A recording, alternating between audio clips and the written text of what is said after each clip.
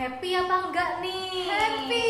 Nah, puji Tuhan. Nah, sebentar lagi kita mau mulai ibadah LCC kita pada siang hari ini. Sebelum itu, kita berdoa dulu ya, Kak Diana yang pimpin. Yuk, tutup matanya, lipat tangannya, kita mau berdoa bareng-bareng ya. Terima kasih ya Tuhan, terpujilah Engkau, kami boleh ada sebagaimana kami ada di rumah kami masing-masing untuk mendengarkan live streaming LCC. Ya Tuhan, kiranya Engkau lancarkan, Engkau pimpin, tuntun sertai kami dari awal pertengahan sampai akhirnya. Kiranya kami boleh memuliakan nama-Mu dan dengar-dengaran akan setiap firman-Mu ya Tuhan. Terima kasih, kami mengucap syukur hanya di dalam nama Tuhan Yesus Masih Adonai. Haleluya. Amin. Yuk kita nyanyi bareng-bareng. Kak Jimmy ayo. Tepuk tangan ya. Ikuti gerakannya. Ku menang bersama Yesus Tuhan. Ku menang di dalam peperangan. Ku menang atas segala setan. Haleluya, haleluya, ku menang. Haleluya, dia bangkit. Haleluya, dia hidup. Haleluya, dia naik. Roh Kudus turun. Sekali lagi. Ku menang bersama Yesus Tuhan. Ku menang di dalam peperangan. Ku menang atas segala setan. Haleluya, haleluya, ku menang. Haleluya, dia bangkit. Haleluya, dia hidup. Haleluya, dia naik. Roh Kudus turun. Haleluya. Haleluya, dia bangkit. Haleluya, dia hidup. Haleluya, dia naik. Roh Kudus turun. Roh Kudus turun. Tepuk tangan semuanya. Sekarang kita mulai lagi kedua ya. Aku bahagia. Aku bahagia, bahagia, karena Tuhan Yeshua angkat bebanku. Yeshua angkat bebanku dan buang ke laut. Pure, buang ke laut. Pure, buang ke laut. Aku bahagia, bahagia, karena Tuhan Yeshua angkat dosaku. Yeshua angkat dosaku dan buang ke laut. Pure, buang ke laut. Pure, buang ke laut. Aku bahagia, bahagia, karena Tuhan Yeshua angkat takutku. Yeshua angkat takutku dan buang ke laut. Pure, buang ke laut. Pure, buang ke laut. Yeay, puji Tuhan. Nah, ntar lagi kita mau mendengarkan firman. Adik-adik, jangan lupa ya, duduk yang rapi, duduk yang manis. Terus kalian dengerin dengan baik-baik, oke? Dadah. See you. See you.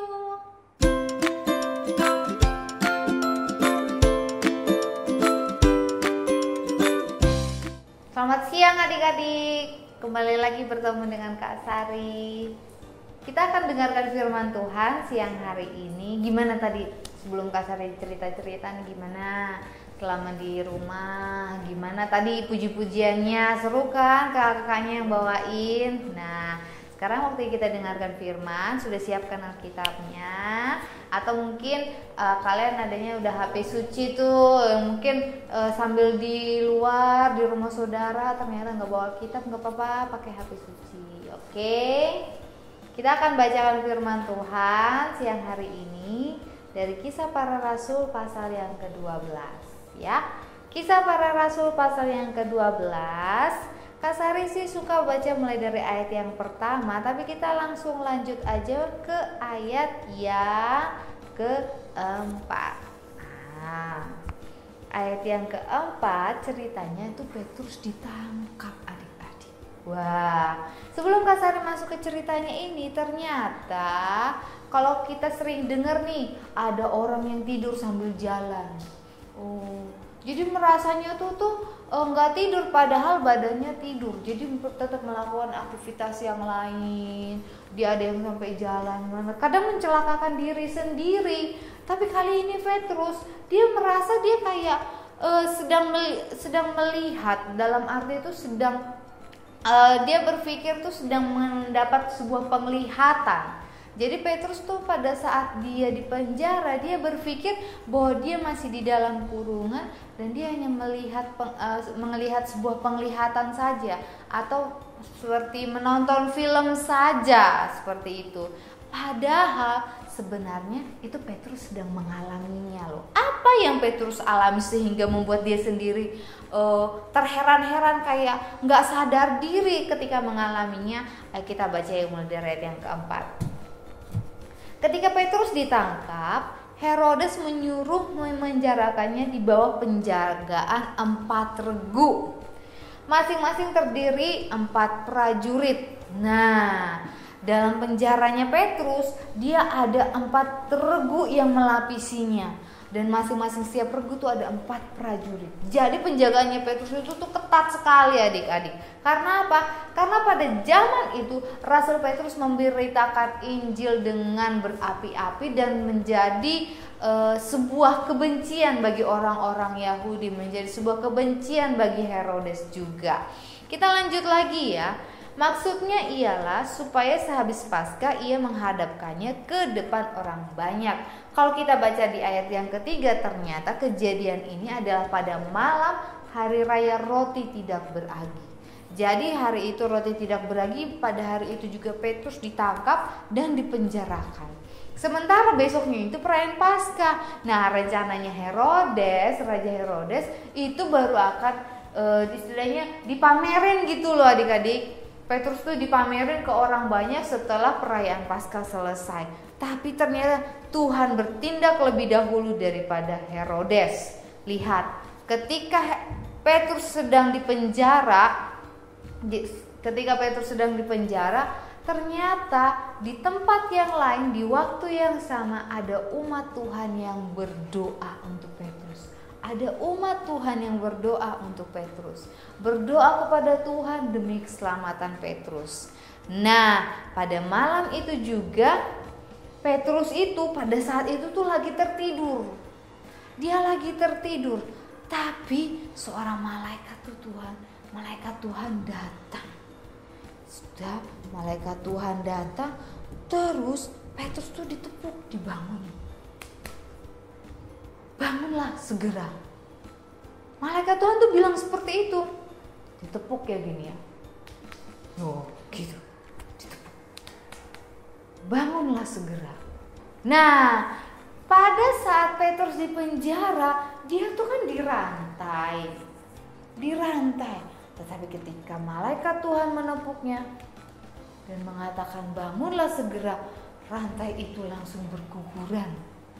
Bukan karena ada yang sulap atau gimana, enggak. Tapi ingat, kuasa Tuhan itu mampu melepaskan belenggu-belenggu itu dari Petrus. Oke, kita lanjut lagi. Malaikat tuh masih ada bersama Petrus. Setelah ditepuk, dikatakan, bangunlah segera. Malaikat itu bilang, ikat pinggangmu, kenakan sepatumu. Wah, dibilang ya, pinggangnya diikat, pakai sepatunya.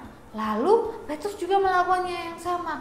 Dia ambil ikat pinggangnya, dia pakai sepatunya. Sudah, terus dibilang lagi sama malaikatnya, pakai jubahmu, ikut aku. Kata malaikat itu. Terus sama Petrus dipakai lagi jubahnya, diambil. Terus ikut. Petrus ngikutin malaikat itu kemana pergi.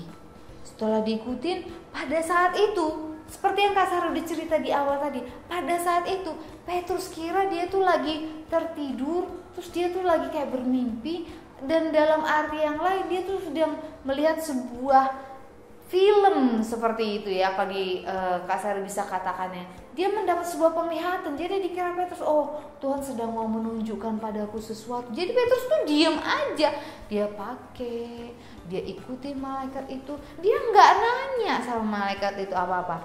Karena apa? Petrus tuh diam, dia hanya pikir, oh aku lagi melihat ini, aku mau lihat dulu apa yang akan Tuhan sedang tunjukkan, sedang katakan. Nah, setelah dilewati deh, kan ada itu regu-regu yang menahan Petrus, yang menjaganya itu.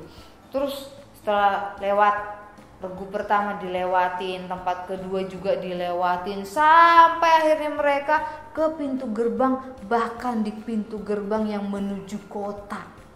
Jadi bukan hanya ngelewatin 1 regu, 2 regu, 3 regu, 4 regu yang dituntun oleh malaikat itu, tapi sampai ke depan daripada pintu gerbang penjara itulah adik-adik.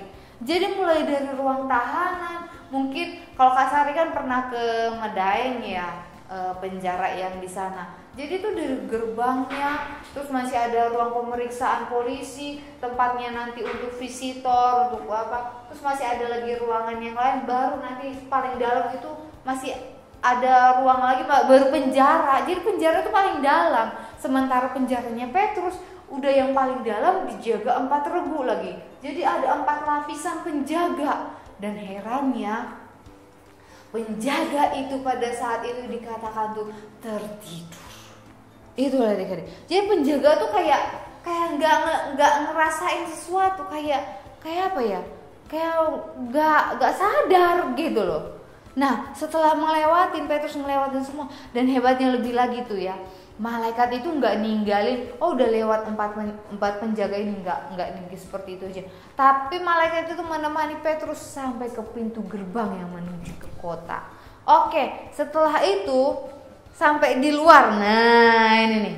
Setibanya di luar itu mereka berjalan sampai ke ujung jalan. Kan ya dibilang agak lucu, iya sih. Agak lucu juga kalau seandainya nih Petrus dibawa sama malaikat itu keluar dari pintu gerbang itu sampai pintu gerbang penjara, terus tiba-tiba malaikat tuh tinggalin Petrus. Terus Petrus tuh tersadar di depan pintu penjara. Mungkin Petrus itu ya kebingungan gimana di depan penjara. Mungkin Petrus nggak akan tahu lagi harus gimana, karena yang lebih lucunya lagi nanti kalau baru Petrus tuh sadar, terus malaikat udah ninggalin, ternyata penjaga penjaranya ngeliat, loh Petrus ngapain di depan penjara? Ditangkap lagi dong Petrusnya. Gitu. Itu intermezzo aja, sekilas aja, lucu-lucunya aja. Tapi lihat ya, kita melihat bahwa malaikat itu tidak hanya bekerja di situ saja, bukan hanya sampai dilewatin 4 penjaga itu terus dilewatin dari pintu gerbang penjaranya, tapi diajak berjalan sampai di ujung jalan. Sudah sampai di ujung jalan, baru malaikat itu meninggalkan Petrus sendiri. Nah, di sini nih Petrus tuh baru sadar, terus dia bengong gini, wah ternyata aku nggak bermimpi, aku nggak melihat penglihatan, aku bukannya seperti menonton film ya. Ternyata aku sadar ini aku. Mungkin Petrus udah cubit-cubit gini ya. Wah, ini ternyata aku. Terus Petrus diam. Oh, tiba-tiba Petrus tuh di dalam sadarnya dia bilang kayak gini. Wah, sekarang tahu aku. Tuhan itu mengutus malaikatnya menyelamatkan aku dari tangan Herodes. Supaya apa? Supaya besok aku gak dipermalukan di depan orang Yahudi. Supaya Tuhan itu tuh menghindarkan aku dari tangan Herodes dan tangan orang-orang Yahudi yang akan memperlakukan aku besok. Oh, baru dah Petrus tuh ngerti di situ. Akhirnya Petrus tuh mikir-mikir lagi. Aku hari ini kemana ya? Aku habis ini kemana ya? Sudah pikir-pikir. Nah, Petrus memilih untuk ke rumah seorang perempuan, di mana disebut itu, dikatakan tuh rumah Maria, rumahnya ibu Yohanes yang disebut Markus. Dan di tempat itulah banyak orang yang berkumpul dan berdoa. Adik-adik, di sini kita belajar ya, bahwa nanti selanjutnya adik-adik bisa baca bahwa ketika Petrus mengetuk itu tuh karena mereka lagi situasi berdoa, mereka juga pikir kamu karena mendengar suaranya aja. Jadi mereka juga masih belum percaya bahwa Petrus sudah dilepaskan oleh malaikat. Nah, dari sini nih Kita udah ngelihat ya bagaimana cara kerjanya malaikat itu ya. Mulai dari menggugurkan rantai, mulai dari membebaskan Petrus tuh dari 4 lapis penjagaan, sampai juga membuka pintu gerbang itu. Bayangin aja, pintu gerbang kan ada kuncinya, tapi kok bisa dibuka dengan gampangnya? Kan hebat banget gitu loh malaikat itu. Nah, itu istilahnya pintu gerbang itu tuh kayak di film-film gitu loh adik-adik. Jadi pintu gerbangnya tuh kayak terbuka sendiri. Jadi mereka jalan gitu, pintu gerbangnya tuh bisa terbuka, cekrek gitu kan, terbuka gitu. Jadi mereka nggak perlu pegang, nggak perlu apa, gitu. Lewatin aja pintu gerbangnya. Terus nanti setelah mereka udah di luar gitu, membelakangi pintu gerbangnya ketutup lagi, cekrek gitu. Kan aneh gitu loh. Kan hebat sekali Tuhan itu. Wah, sekarang nih Kak Sari mau jelasin ya sedikit aja. Kalau besok itu tanggal 17 Agustus, nah biasa nih, jadi kan seperti yang Kak Sari bilang, mungkin ada yang liburan kan, libur panjang mulai dari Sabtu, Minggu, Senin, besok libur tuh. Nah, siapa tahu besok udah ada yang lomba kelereng, lomba apa. Kita kan memperingati, merayakan kemerdekaan negara Republik Indonesia. Kalau dulu para pejuang itu berjuangnya pakai bambu runcing. Sudah gitu setelah mereka merebut beberapa daerah pertahanan penjajah, mereka baru dapat senjata. Dulu itu ya kita merebut kemerdekaan itu tuh dengan sebuah dikatakan ya, cucuran darah, dengan sebuah perjuangan. Bahkan ada yang menyebutkan slogan ini, merdeka atau mati. Wah, siapa yang merdeka atau mati pada waktu itu? Jadi kalau yang namanya kemerdekaan itu harus diperjuangkan, harus diperebutkan. Kita pada saat ini ada kabar baik yang istilahnya kita terima, bahwa Tuhan sudah memerdekakan kita. Tuhan sudah berjuang, Tuhan sudah merebut kemerdekaan itu, sudah menang dari maut, dari dosa. Tuhan tuh sudah mencucurkan darahnya, bukan hanya dengan bambu runcing tetapi dengan dirinya juga, ya kan? Dia disalib, dia dilakukan penyiksaan seperti dicambuk dan lain-lain. Buat apa? Untuk memerdekakan kita. Seperti Petrus, belenggunya dilepasin, dilewatin dari penjaga-penjaga, pintu gerbang penjara itu juga dibukain. Seperti itu juga Tuhan melakukan dalam hidup kita. Apa sih yang mengikat kita? Apa sih yang istilahnya mengekang kita, yang menghalang-halangi langkah kita untuk dekat sama Tuhan? Apa sih yang menutupi hidup kita tuh supaya kita tuh, aku mau cinta Tuhan, aku mau melayani Tuhan. Kita nggak bisa kayak gitu. Kenapa? Karena aku ada ini, ada banyak halangannya, ya kan? Nah, nanti nih setelah corona jangan ada alasan seperti itu lagi. Karena sekarang ada corona, kita bisa punya alasan, aduh nggak ke gereja karena ada corona. Tapi nanti begitu LICC udah dibuka secara live, ya kan, bukan online lagi, tetapi udah hadir, udah bertemu di darat seperti di ruang sekolah minggu, ya kan. Jangan ada alasan lagi untuk datang kepada Tuhan. Jangan ada alasan lagi untuk mendekat kepada Tuhan. Karena apa? Tuhan sudah memberikan kita kebebasan. Tuhan sudah memerdekakan kita. Oke deh adik-adik, ingat, ketika ada satu halangan di dalam diri kalian yang hendak mengekang hidup kalian, yang hendak istilahnya mengintimidasi atau membuli, menghina adik-adik, yang mengatakan adik-adik itu tuh gak berharga di hadapan Tuhan, ingat, Tuhan sudah memerdekakan kita. Jadi hal-hal yang negatif itu tidak berlaku dalam hidup kita. Bagian kita, kalau ada salah kita beresin sama Tuhan, jujur aja sama Tuhan. Tuhan, tadi aku udah benci sama adikku. Tuhan, tadi aku disebel sama kokoku. Jujur aja sama Tuhan. Setelah itu, entah kalian masih mau memilih, mungkin masih nggak enakan sama adik, mungkin itu memang takes time gitu loh, butuh waktu. Tapi selama kalian udah jujur sama Tuhan, itu yang lebih utama. Oke, nanti deh Roh Kudus akan menuntun lagi gimana sih caranya untuk berdamai dengan orang lain. Tapi sekarang ingat, Tuhan sudah memerdekakan kita. Oke, sampai bertemu lagi di kisah-kisah selanjutnya. Kak Sari mau pamit dulu, Tuhan berkati.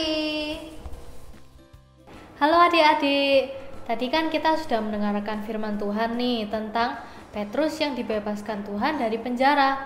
Nah, sekarang untuk kreativitasnya, Kak Cece mau ajak kalian untuk kita bantu untuk membebaskan Petrus. Nah, sekarang apa aja yang kita butuhkan? Kita perlu satu kertas origami, kalau bisa warnanya coklat ya. Kemudian satu kertas putih, ukurannya harus sama origami. Kemudian kertas putih yang lainnya. Nah, nanti kita akan gambar di kertas ini untuk kita gambar Petrusnya. Ada gunting, ada bolpen, ada pensil warna untuk mewarnai sama lem. Nah, langsung aja Kak JJ ajarin caranya ya. Jadi yang pertama,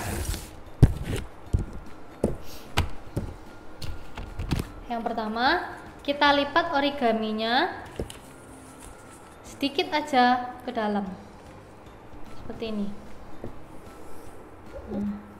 Kalau sudah, kita lipat sisi satunya seperti yang ini. Nah, nanti jadinya seperti ini. Kalau sudah, kita bakal bikin jeruji-jeruji besinya ini.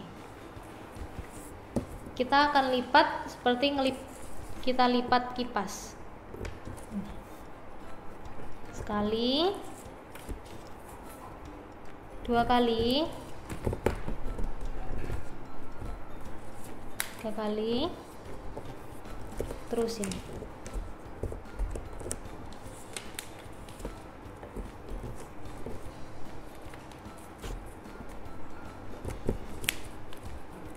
Kita lipat sampai habis ya.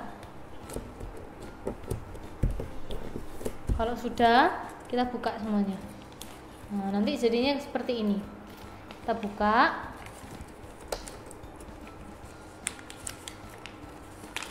Kemudian nanti kita gunting kotak-kotaknya.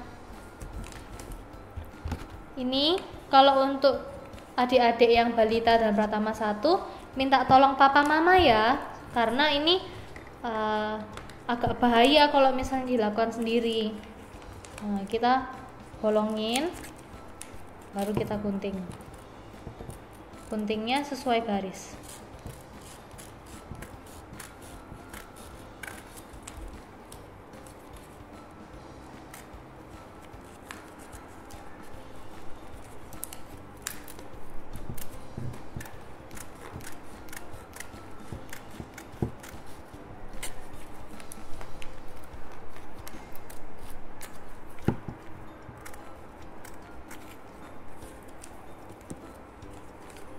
Kita terusin ya.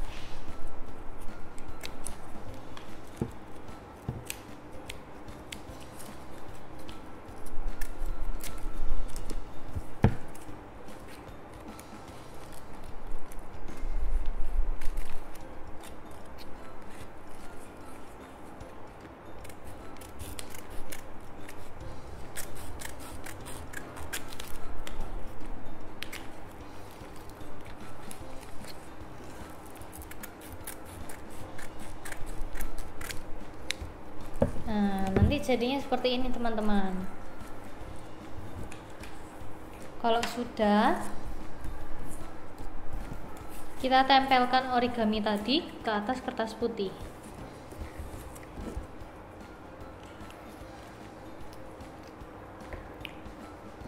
Ingat ya teman-teman, yang kita tempel cuman bagian yang sini, dikasih lem, oke?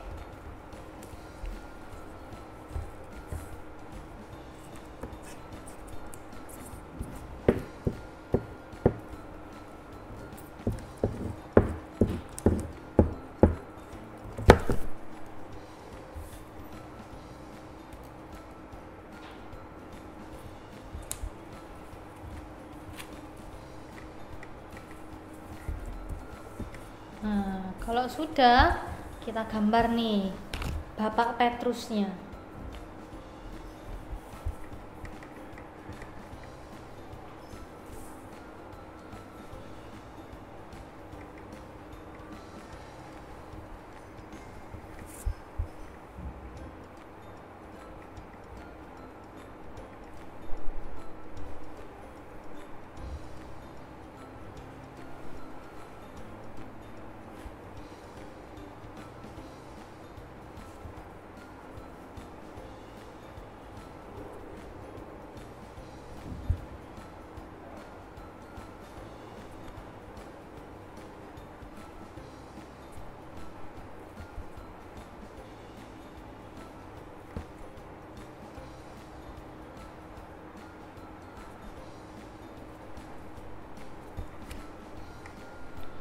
Kalau sudah selesai digambar, kalian boleh warnai. Kalau nggak mau diwarnai juga nggak apa-apa. Ini Kak Cece warnai sebentar aja ya.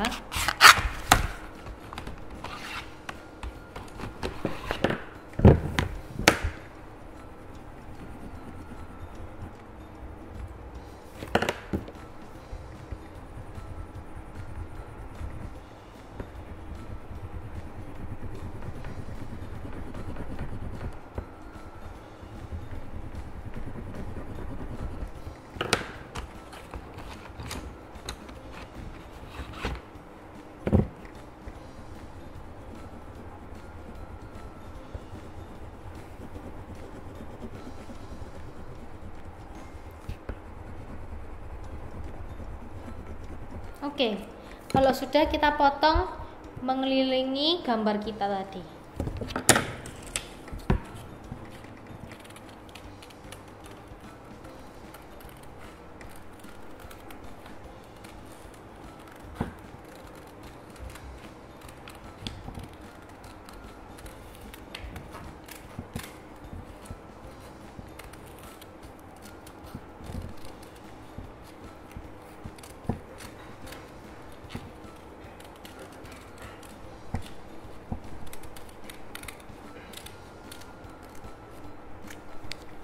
Sudah. Kalau sudah jadi, nah kita coba masukin Bapak Petrusnya ke dalam penjara. Wah. Nah.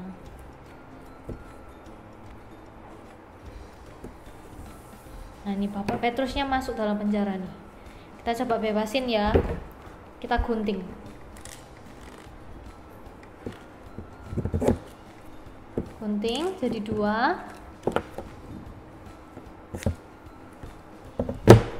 Kemudian kita bengkokkan jerujinya. Tinggal dilipat aja.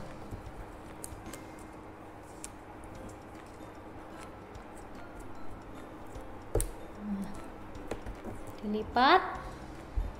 Yang satunya ke arah sebaliknya.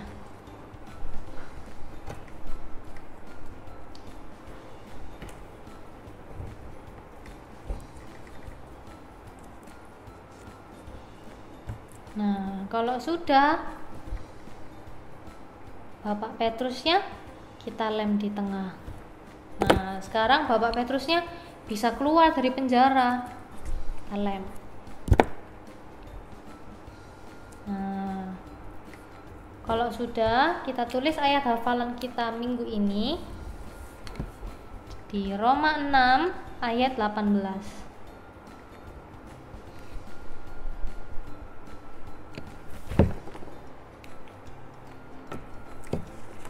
Jadi deh. Nah, adik-adik, kita semua coba bikin yuk. Nah, kalau sudah selesai bikin, nanti tunjukin ke kakak-kakaknya waktu weekly devotion. Oke adik-adik, see you. Halo semuanya, kembali lagi sama Kak Diana. Ayat hafalan kali ini sesuai tema firman Tuhan tentang Petrus yang dibebaskan. Ayat hafalannya diambil dari Roma 6 ayat 18. Kakak ulangin lagi, Roma 6 ayat 18. Kamu telah dimerdekakan dari dosa dan telah menjadi hamba kebenaran. Sekali lagi, kamu telah dimerdekakan dari dosa dan menjadi hamba kebenaran. Jangan lupa dihafalin ya, nanti bisa dapat 1 poin. Dah. Oke, kita sudah memuji Tuhan, kita sudah mendengarkan firman Tuhan, ada kreativitas dan juga ada ayat hafalan. Semuanya sudah kita lewatin. Jangan lupa ayat hafalannya dihafal ya. Oke, yang mau upload yang sudah hafal ayat hafalan bisa upload di IG, mention aja @Bukitsion. Oke, kalau di YouTube kan kebesaran sih, di IG aja deh, IG story gitu, nanti bisa di mention @Bukitsion. Oke ya, atau kalau mau di WhatsApp nanti videonya kirim ke Ceona. Nah gitu deh. Kita mau tutup untuk ibadah kita siang hari ini, jadi kita berdoa dulu ya. Ayo semuanya lipat tangannya, tutup matanya, kita sama-sama berdoa. Bapa yang di dalam surga, kami berterima kasih untuk siang hari ini kami bisa melewati satu waktu bersama dengan Engkau Tuhan, di mana dalam waktu ini kami bisa duduk manis, kami bisa bertumbuh, kami bisa lebih lagi merasakan kasih-Mu. Kami percaya Tuhan, siang hari ini bahwa Bapa yang memberikan kami kebaikan, yang membebaskan kami, Bapa juga yang akan menemani kami di langkah-langkah selanjutnya. Sebelum kami tutup Tuhan, ibadah LICC online ini pada siang hari ini, kami berdoa, Bapak Yahweh memberkati kami dan melindungi kami. Bapak Yahweh menyinari kami dengan wajahnya dan memberikan kami kasih karunia. Bapak Yahweh menghadapkan wajahnya kepada kami dan memberikan kami damai sejahtera. Dan kami percaya apa yang kami lakukan dalam sekolah kami, dalam cita-cita kami, Tuhan menjadikannya berhasil. Di dalam nama Tuhan Yeshua HaMashiach Adonai, kami berdoa dan mengucap syukur. Terima kasih Bapa. Haleluya. Amin. Oke, saya bertemu lagi. Tuhan memberkati.